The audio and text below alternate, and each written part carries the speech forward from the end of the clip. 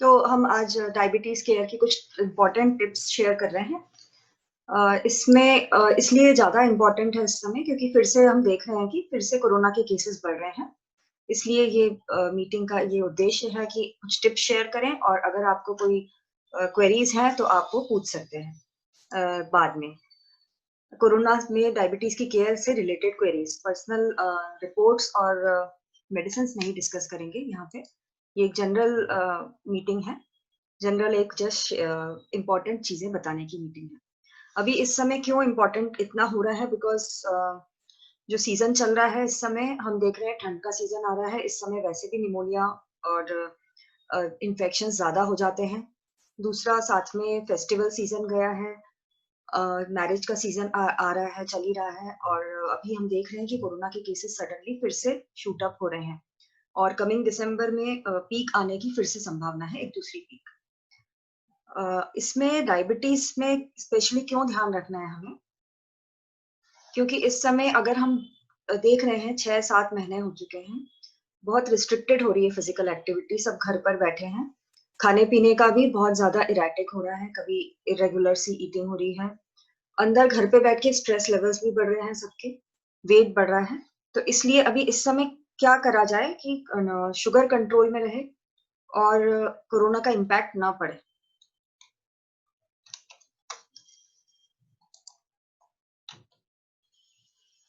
Diabetes के मरीजों में अगर स्पेशली अनकंट्रोल्ड है डायबिटीज, तो इम्यूनिटी जो है वो काफी कम रहती है बाकी के लोगों में जिनमें डायबिटीज नहीं है उनके मुकाबले।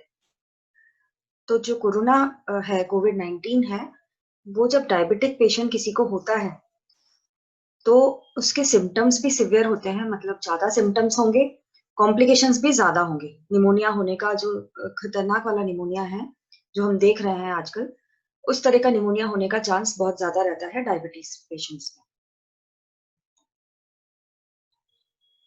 और अगर डायबिटीज कंट्रोल में है तो फिर वो रिस्क हम कम कर सकते हैं।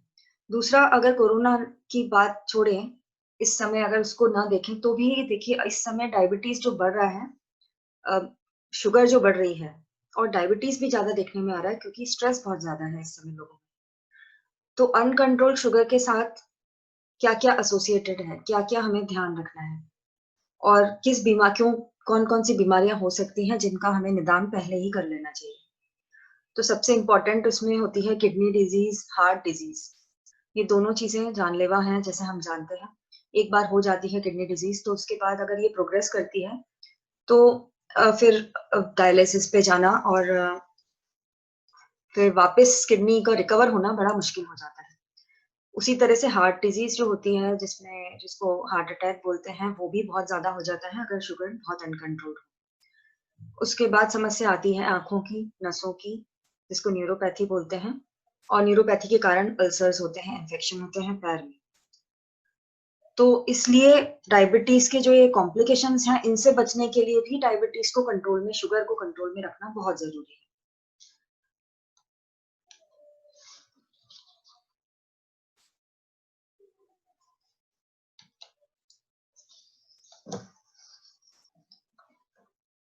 तो हम जो देखेंगे कि इस समय शुगर क्यों बढ़ रहा है, इस समय शुगर की जो कंट्रोल है वो क्यों गड़बड़ हो रहा है, और उसको हम कैसे ठीक कर पाएंगे। तो आपका सबसे जरूरी चीज इसमें है ये कि मॉनिटरिंग ज्यादा करनी है हमें।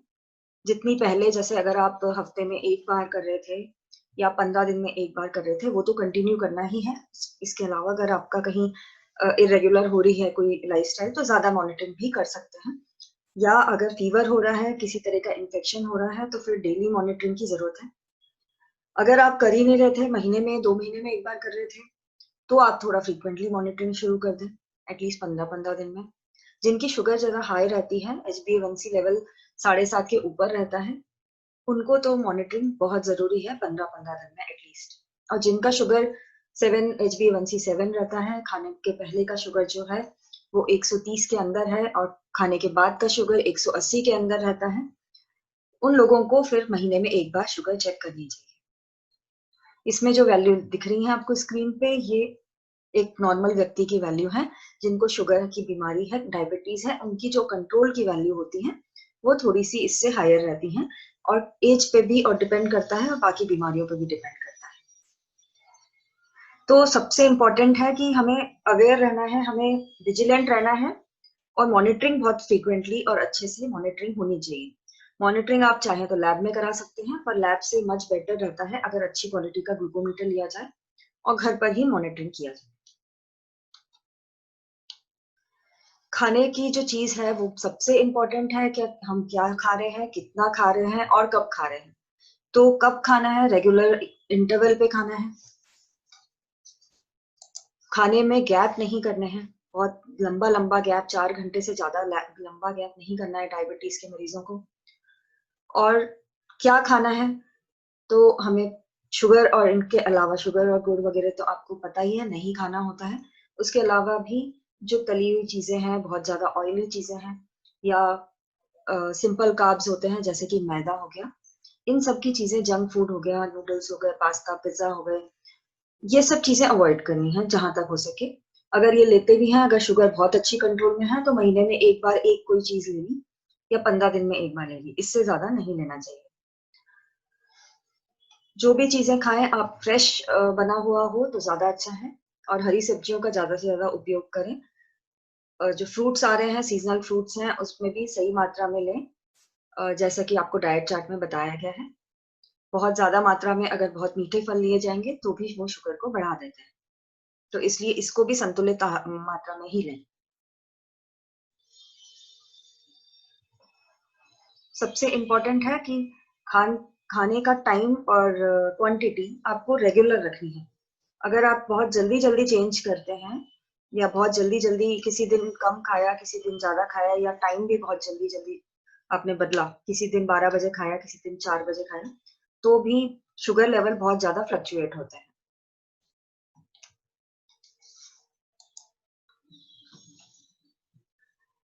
अब हम बात करेंगे कि सेकेंड इम्पॉर्टेंट चीज क्या है जो करी जा सकती है। थर्ड इम्पॉर्टेंट चीज, मॉनिटरिंग देखी हमने, फर्स्ट इम्पॉर्टेंट चीज, सेकेंड थी खाना किस टाइप का खाना है, और थर्ड है कि एक्सरसाइज कैसे करनी है। अब इस समय बहुत टाइम से लोग घर में ही बैठे हुए हैं। घर पे एक्सरसाइज तो करी जा सकती है, वो पहले भी हमने काफी बार बताया है कि घर पे एक्सरसाइज बहुत जरूरी है। अब पर जो विंटर्स आ गई हैं, ठंड आ गई है, तो बाहर निकला जा सकता है सनशाइन में, सनलाइट में। जब अ, सुबह के टाइम जब अच्छा सूरज आ जाता है ऊपर, तब आप बाहर निकलें। बहुत दूर नहीं, बट हाँ, घर के बाहर आप निकले जहाँ पे भीड़ भी नहीं हो, लोगों से डिस्टेंस मेंटेन करें 2 मीटर का कम से कम, एंड आप ब्रिस्क वॉकिंग करें। जिनको भी हार्ट की प्रॉब्लम नहीं है, जिनको मना नहीं किया गया है, वो तो आराम से काफी तेज वॉकिंग कर सकते हैं, 30 मिनट्स एटलीस्ट एक बार में। और जिनको हार्ट की प्रॉब्लम है, तो उस हिसाब से जिस तरह उनको सलाह दी गई है उस तरह से वो वॉक करें। और जब भी बाहर जाते हैं और बहुत तेज वॉक करते हैं, नॉर्मल वॉकिंग में मास्क लगा के प्रॉपरली वॉक करना है। बहुत तेज वॉक कर रहे हैं, कोई भी नहीं है वहां पर, तो फिर मास्क को आप या तो कपड़े वाला सिंपल वाला मास्क लगा लीजिए, जिससे कि आपको ऑक्सीजन की कमी नहीं। या रनिंग जो लोग करते हैं, तो वो लोग अगर अकेले में कहीं पे गार्डन में रनिंग कर रहे हैं जहाँ कोई है नहीं दूर दूर तक, या 5-10 मीटर के डिस्टेंसेस हैं, तो वहां पे वो ऐसे ही रनिंग कर सकते हैं। पर अब जरूरी ये है कि बहुत ज्यादा अगर हम घर में ही बैठे हुए हैं, बाहर एक्सरसाइज भी नहीं हो रही है, वॉकिंग भी नहीं कर रहे हैं, सनलाइट में नहीं जा रहे हैं, जो कि बहुत जरूरी है विटामिन डी के लिए भी, इम्यूनिटी के लिए भी सनलाइट बहुत जरूरी है।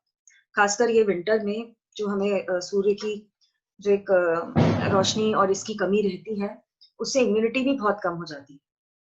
इस समय जरूरी है कि थोड़ा तेज धूप की रोशनी भी मिले, तो इसलिए आप डिस्टेंस और प्रॉपर जो प्रिकॉशंस हैं जो हम आगे और डिस्कस करेंगे, उसको रखते हुए आप बाहर निकलें, ऐसे टाइम पर और ऐसी जगह जहाँ पे भीड़ नहीं हो, जहाँ लोग नहीं।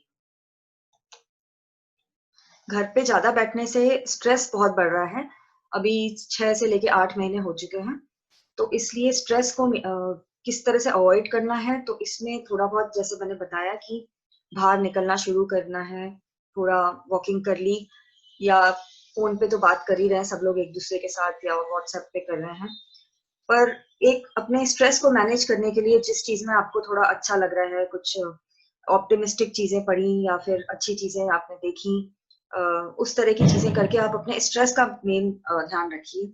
इसमें स्ट्रेस में सबसे इम्पोर्टेंट और सबसे लाभदायक चीज होती है इसको मैनेज करने के लिए, वो है योग और प्राणायाम वगैरह जो ब्रीदिंग एक्सरसाइजेस हैं। वो न सिर्फ स्ट्रेस कम करने में काम आती हैं, वो इम्यूनिटी भी बढ़ाती हैं और इस समय डायबिटीज को भी कंट्रोल करने के लिए आपके लिए बेस्ट हो सकता है योग और प्राणायाम को अपने डेली रूटीन में इंक्लूड करना। तो ये तो जैसा कि हर बार रोज रोज हर जगह बताया जा रहा है कि डिस्टेंस रखना है। कितना डिस्टेंस रखना है? आप डायबिटिक पेशेंट है तो आपको तो और ज्यादा भी केयरफुल रहना है कि लोगों से कभी सटना नहीं, एटलीस्ट 2 मीटर्स का डिस्टेंस रहना चाहिए कभी भी किसी से भी। और मास्क हमेशा पहने रहना है।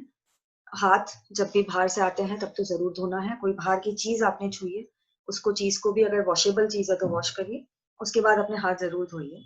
और जहां तक हो सके आप दिन भर घर में ही रहें, अवॉइड करें निकलना बाहर। और निकलना भी है तो मास्क और जिस तरह की सोशल डिस्टेंसिंग बताई है उसके साथ ही आप निकलें बाहर। अब घर के अंदर जब रहते हैं, जो लोग घर के अंदर रह रहे हैं उनको क्या प्रिकॉशन रखना है? ये स्पेशली सीनियर सिटीजन्स के लिए है जो रिटायर्ड हैं और घर पे रह रहे हैं अपने बच्चों के साथ। तो अगर आप घर पे रह रहे हैं और आपके बच्चे बाहर जॉब करने जा रहे हैं या आपके ग्रैंड चिल्ड्रन हैं जो स्कूल तो अभी बंद है, बाहर जा रहे हैं, खेलने जा रहे हैं बच्चों के साथ, दूसरे बच्चों के साथ मिक्स हो रहे हैं, या आपके बच्चे दूसरे लोगों के साथ बातचीत करके या बाहर जाके आ रहे हैं, तो आपको घर पे भी थोड़ा सा डिस्टेंस रखना पड़ेगा क्योंकि वो लोग तो बाहर जाकर आ रहे हैं।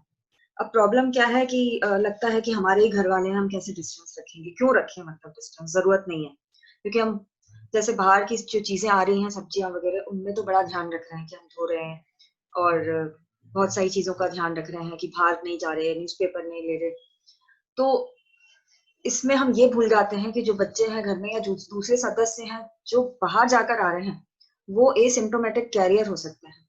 और इसी तरह ये पीक जो अभी आ रही है वो इसी तरह के लोगों से ज्यादा आ रही है जो एसिम्प्टोमेटिक कैरियर होते हैं। एसिम्प्टोमेटिक कैरियर मतलब किसी को ये बीमारी है, उसका कोई सिम्टम नहीं आ रहा है, कोरोना है और उसका सिम्टम नहीं है, कोई सिम्टम नहीं, जैसे ना बुखार होगा ना सर्दी होगी, कुछ नहीं है, वो कैरियर बन जाते हैं। कैरियर मतलब वो वायरस को एक से लेके दूसरे तक फैलाने के कैरियर बन जाते हैं। तो एसिम्प्टोमेटिक कैरियर यूजुअली बहुत सारे होते हैं यंग लोग, जो बच्चे होते हैं या यंग यंग एडल्ट्स जो होते हैं, वो लोग एसिम्प्टोमेटिक कैरियर बनते हैं। तो सीनियर सिटीजन्स जो हैं, जो पेरेंट्स हैं, ग्रैंड पेरेंट्स हैं, जो रह रहे हैं ऐसे लोगों के साथ में, तो उन्हें बहुत ध्यान रखना पड़ेगा। उन्हें आप घर पे आप क्या कर सकते हैं कि डिस्टेंस थोड़ा मेंटेन कर सकते हैं। घर में रह के भी 1 या 2 मीटर का डिस्टेंस आप मेंटेन करने की कोशिश करें। मास्क लगाना तो डिफिकल्ट है पूरे टाइम घर पर और वो प्रैक्टिकल भी नहीं है, स्पेशली खाना खाते समय, क्योंकि तब तो सभी लोग खा रहे हैं, बात कर रहे हैं। उस समय आप थोड़ा सा डिस्टेंस पे ही बैठे, 2 मीटर 1 मीटर के डिस्टेंस पे ही बैठे।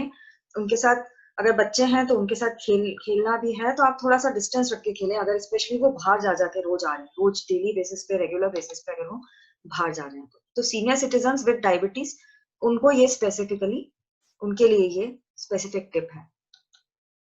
अब अभी के लिए जो रिसेंट चीज है जिसका ध्यान रखना है वो है मैरिज फंक्शंस।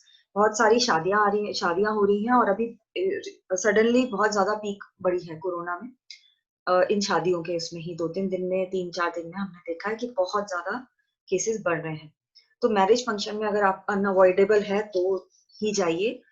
जहां तक हो सके डायबिटीज के पेशेंट्स के लिए कह रहे हैं कि डायबिटीज के पेशेंट्स को जहां तक हो सके, स्पेशली अगर आप ओल्ड हैं, ओल्डर एज ग्रुप में आते हैं, 60 से ऊपर के, आपकी शुगर कंट्रोल में नहीं है, मतलब HbA1c आपका 7.5 या 8 से ऊपर है और आपको किडनी की या हार्ट की बीमारी भी है, तो आपको अवॉइड करना चाहिए मैरिज फंक्शंस में जाना। अब घर की शादी है तो कैसे अवॉइड करें आप पूछेंगे? कोई अनअवॉइडेबल, वो तो अनअवॉइडेबल है, घर की कोई शादियां हैं, वहां पे आपको मास्क लगाना है। रिलेटिव्स के साथ में हम यूजुअली बहुत लापरवाह हो जाते हैं कि ये तो रिलेटिव ही है, घर के ही लोग हैं। अब एक ही घर में रह रहे हैं जो लोग, उनका तो मैंने बताया कि उनका आपको किस तरह से थोड़ा डिस्टेंस रखना है और उनके बारे में हमें जानकारी भी है कि वो किससे मिल रहे हैं, कहाँ जा रहे हैं। जो रिलेटिव्स होते हैं, जो आपके घर में नहीं रह रहे बट आपके रिश्ते में है, उनसे जब हम मिलते हैं तब बहुत लापरवाही हो जाती है। उस समय आपको खास ध्यान रखना है कि उनसे भी डिस्टेंस रखना है। उनके साथ में मैरिज में अगर आप जा रहे हैं तो आपको मास्क लगा के रखना है, क्योंकि आजकल फोटोज वगैरह जो होती हैं उसमें 20-50 लोग एक साथ जो ग्रुप फोटो में काफी पास खड़े होके देखे जा रहे हैं मास्क बिना लगाए हुए, उसमें हॉटस्पॉट्स बन रहे हैं, ऐसी शादियां हॉटस्पॉट्स बन रही हैं कोरोना की। तो इस समय आप भले कितने भी लोग कुछ भी कह रहे हैं कि मास्क हटा दीजिए, आप मत हटाइए, स्पेशली अगर आप ओल्डर एज ग्रुप में हैं और आपको ऑलरेडी रिस्क फैक्टर है, तो मास्क मत हटाइए, आप मास्क पहन के जाइए, और वो भी मास्क भी प्रॉपर होना चाहिए, जैसे कि हम आगे बताएंगे। डिस्टेंस रखना बहुत जरूरी है इसमें। अगेन, जब खाना खाएंगे मास्क उतारेंगे, तब आपको खाना जो खाओगे आप ऐसी जगह पे खाना है जहाँ आप एटलीस्ट 1 मीटर के डिस्टेंस पे रहें लोगों से। तो शादियों में और फंक्शंस में आपको ये विशेष ध्यान रखना है।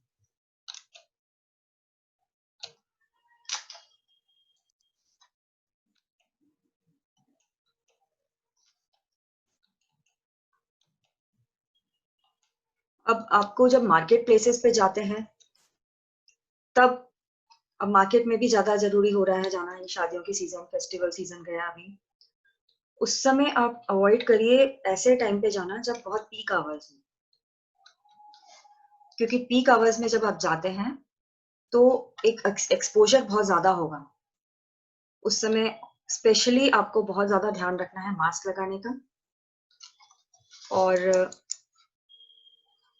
लो क्राउड वाली शॉप्स पे जाएं, कोशिश करें, और ऐसे टाइम पे ही जाएं जब ज्यादा भीड़ नहीं होती, या तो जैसे कि खुलने का टाइम होता है, या उसमें देखना पड़ेगा आपको कि लंच आवर में भीड़ कम है, दोपहर को एकदम उसमें भीड़ कम है, या फिर ऐसे एरिया में जाएं, ऐसी शॉप्स, ऐसे मार्केट्स को ही ज्यादा चूज करें जहाँ भीड़ भड़का नहीं। भीड़ भड़के से आपको दूर रहना है, डायबिटिक पेशेंट्स को, और हमेशा मास्क लगा के ही रहना है, स्पेशली मार्केट में जब आप जा रहे हैं जहां हमें पता ही नहीं है कि किसको कौन कौन यहाँ पे कोरोना का पेशेंट मरीज घूम रहा है, कौन कैरियर घूम रहा है, कुछ पता नहीं।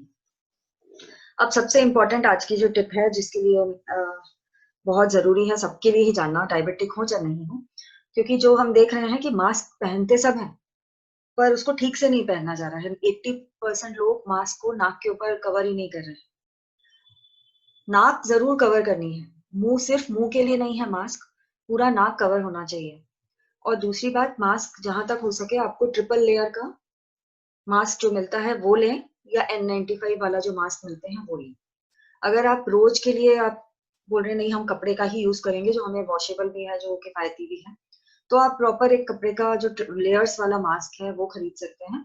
पर उसमें ध्यान ये रखना है कि आपको बहुत रेगुलरली उसको वॉश करना पड़ेगा। अगर उसको वॉश नहीं किया जा रहा है तो वो और आपके लिए एक इन्फेक्शन का सोर्स बन जाएगा, उसके अंदर और बैक्टीरिया और फंगस और ये सब चीजें आ रही हैं, तो वो उससे आपको ऊपर का अपर रेस्पिरेटरी इन्फेक्शन या एलर्जी ये भी बहुत होती है उससे, या फेस पे स्किन पे भी कई बार इन्फेक्शन होता है। तो उसको आपको क्लॉथ का मास्क अगर आप यूज कर रहे हैं तो उसको जरूरी है कि बार बार वॉश किया जाए। दूसरे मास्क जो है ट्रिपल लेयर वाले या N95, उनको आपको रेगुलरली चेंज करना है, बदलना है। तो इसमें एक बहुत इंपॉर्टेंट बात यह है कि बार बार छूना नहीं है मास्क को। आपने एक बार लगा लिया, आप बाहर जा रहे हैं, आप मार्केट जा रहे हैं कोई फंक्शन में, या कहीं पे आप जा रहे हैं जहाँ पे लोग हैं, वहां आपको पहली बात तो बोलते समय नीचे नहीं करना है इसको, मास्क को बिल्कुल नीचे नहीं करना है बोलते समय, मास्क पहन के ही बात करनी है। नोज कवर्ड होनी चाहिए, क्योंकि नोज सांस से ही आप जो वायरस है सांस से ही जाएगा वो, तो नोज ही खोल देंगे तो मास्क लगाने का कोई मतलब नहीं है। आपको उसमें जब बात करते करते आपको कभी टच नहीं करना है उसको, मास्क को, क्योंकि टच करने से जो आपने हाथ पे कहीं से कोई भी चीजें टच करी है वो आप सीधे फिर मास्क के ऊपर लगा रहे हैं, नाक के ऊपर लगा रहे हैं, मुंह पे लगा रहे हैं, तो वो फायदा ही नहीं है कोई मास्क पहनने का, क्योंकि आप वायरस वहां से वहां ट्रांसमिट कर रहे हैं अपने हाथ के द्वारा। तो हाथ को तो जब भी आपको फेस पे लगाना है मास्क निकालने के लिए कुछ भी करके, तो सोप वाटर से धोकर या फिर सैनिटाइज करके तभी आपको मास्क को टच करना है या निकालना है, जब भी आप मार्केट में या बाहर जा रहे हैं तो ये रही मास्क की इंपॉर्टेंट चीजें।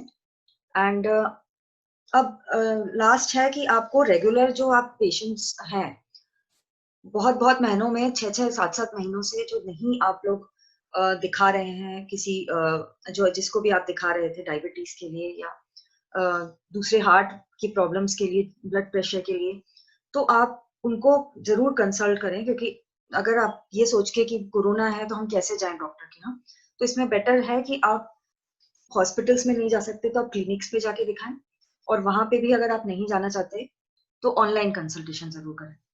तो ऑनलाइन कंसल्टेशन अब सारे ही डॉक्टर्स के पास अवेलेबल है, तो आप उसके थ्रू आपका एटलीस्ट शुगर और करंट मेडिसिन सब कुछ आप उनसे कंसल्ट कर सकते हैं। तो अब आपके लिए ओपन है ये डिस्कशन। कोई क्वेश्चंस हो जनरल